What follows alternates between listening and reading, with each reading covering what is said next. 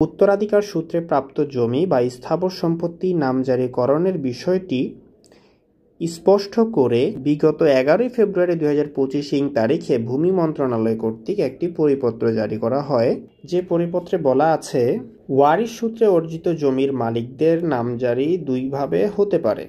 কোনো মৃত ব্যক্তির সকল ওয়ারিশের নাম একটি খতিয়ানে অন্তর্ভুক্ত করার জন্য ওয়ারিশগণ যৌথভাবে নামজারির আবেদন করতে পারে।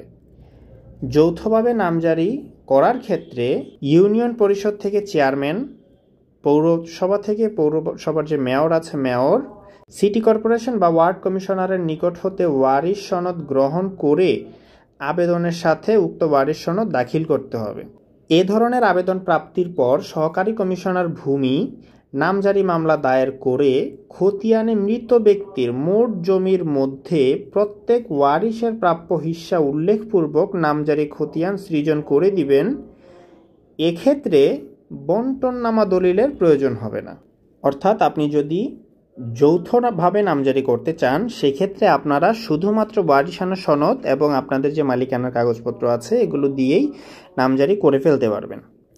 যদি জমাভাগের মধ্যে পৃথক পৃথক খতিয়ান সৃজন করে আলাদাভাবে ভূমি উন্নয়ন কর দিতে চান, তাহলে ওয়ারিশগণ প্রাপ্যতা অনুযায়ী কে কোন দাগে বা একটি দাগের কোন অংশে জমি ভোগদখল করতে চান সকল ওয়ারিশ মিলে তার নির্ধারণপূর্বক একটি আপোষ বন্টননামা দলিল সম্পাদন করে রেজিস্ট্রেশন করতে হবে।